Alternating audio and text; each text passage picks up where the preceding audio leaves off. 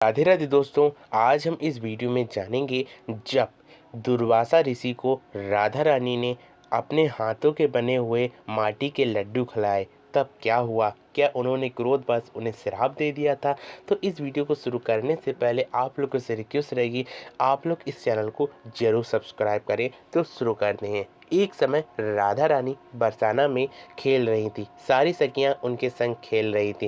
राधा रानी की सखियां जब राधा रानी से कहती हैं कि जब हम खेल रहे हैं तो खेल ही खेल में हमें प्रसाद भी तो बनाना चाहिए, तब राधा रानी अपने हाथों से मिट्टी के बहुत से लड्डू बना देती हैं। लड्डू बनाने के कारण अपने सखियों से कहती हैं कि जरा इनको चखो तो बताओ कैसे लड्डू बने हैं। लेकिन उसी बीच में दुर्वासा ऋषि आ जाते हैं।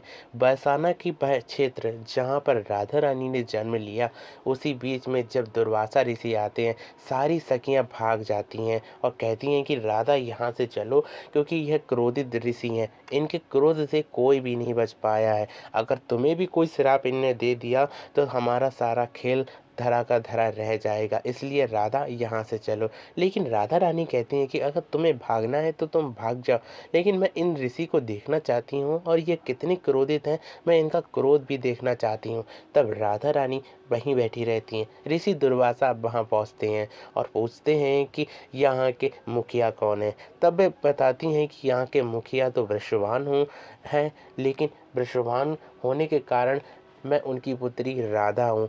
यह सुनते हुए ऋषि कहते हैं कि जब उनकी तुम पुत्री हो तब तुम मुझे अपने पिता के पास ले जाओ। तब राधा रानी कहती हैं कि आप मेरे पिता के पास पहले बाद में जाएंगे, आप पहले मेरे बनाए हुए लड्डुओं को तो चख लीजिए।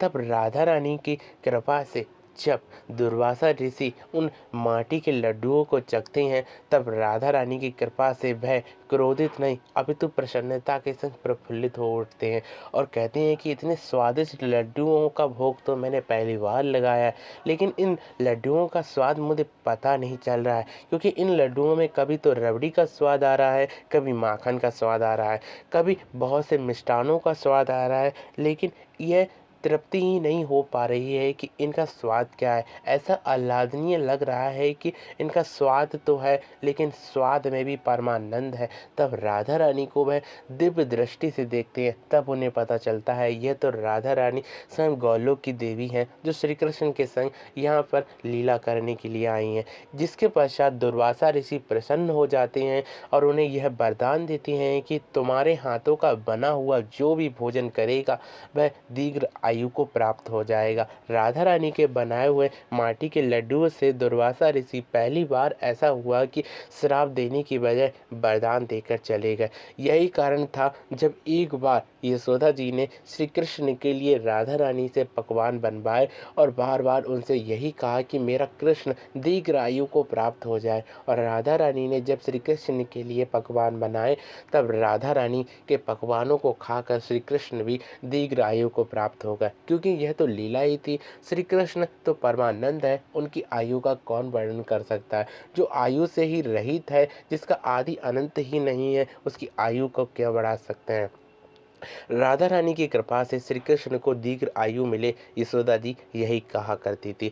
राधा रानी इतने पकवान बनाया करती थी कि जब रानी ऐसी थी कि उन्हें पकवानों की सीमा अथाह थी। जब भी वह एक पकवान बनाती थी, तब उसके पश्चात जो पकवान उन्होंने बनाया होता था वह फिर कभी नहीं बनाती थी, क्योंकि राधा रानी कलाओं में सबसे श्रेष्ठ थी। इसके कारण वह पकवान बनाने में भी बहुत श्रेष्ठ थी। जब जब श्री कृष्ण और यशोदा जी उनके महल में जाते, तब राधा रानी से उनसे यही कहते कि राधा रानी तुम हमें कुछ ऐसा मिष्ठान खिलाओ जो हमने आज तक ना खाया हो। तब राधा रानी स्वयं यशोदा जी को ऐसे ऐसे मिष्ठान खिलाया करती थी जिसे वह चखती ही रह जाती थी। श्री कृष्ण भी उनकी मिठास को सहम जाते थे और सोचने लगते थे कि राधा रानी इतने प्रेम के साथ इन लड्डुओं को बनाती हैं।